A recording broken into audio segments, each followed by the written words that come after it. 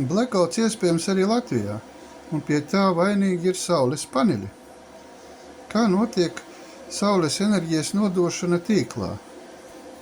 Ir kaut kāds saules paneļi,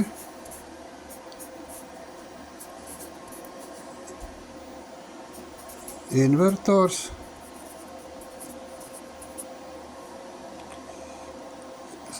sadales tīkls,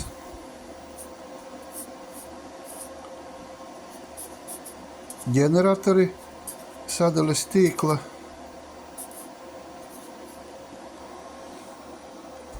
kā notiek apmaiņa ar elektrību. Spīd saule, ražo elektrību, teiksim, 230 voltu. Tīklā ir 230 voltu, 50 herci. Kad ir vienāds spriegums, nekāda strāva neplūst uz sadales tīklu. Tāpēc spriegums te ir jāpaceļ. Tas, protams, ir diezgan nosacīti, bet taisnība ir pilnībā. Te tiek pacelts spriegums, sāk plūst strāva uz sadales tīklu. Viss notiek normāli. Operatoriem varbūt nevisai patīk, bet, valdība ir pieņēmusi tādu lēmumu, viss notiek.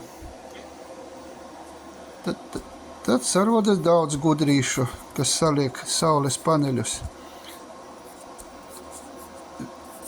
Visi mēģina nodot elektrību, pelnīt naudu.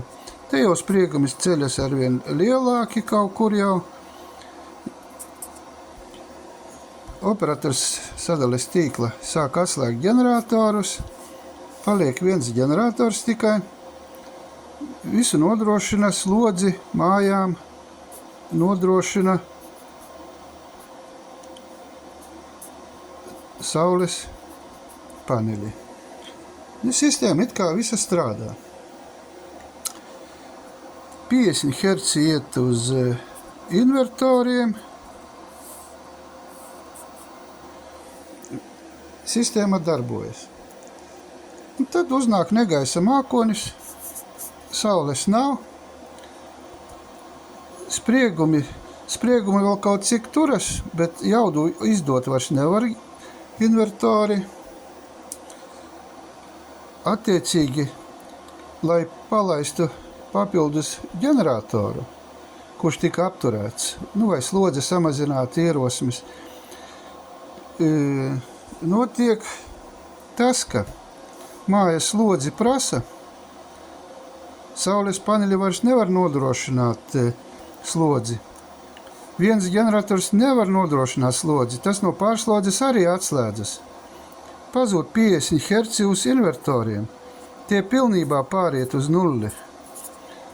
Un lūdzu, blackouts jau ir gatavs Latvijā. Tāpēc es domāju, ka ar laiku tiks profesionāls lēmums pieņemts, ka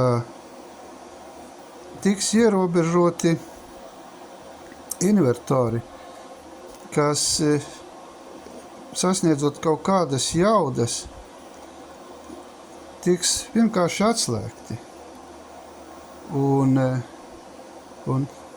gudrīši, kas sapirkuši saules paneļus, cerēs, ka tagad jau viņi pelnīs naudu, bet īstenībā sadales tīkls spēs apturēt invertoru darbību un vissaulēkākajās dienās vienkārši apturēs invertoru darbību un nekāda naudas pelnīšana nesanāks.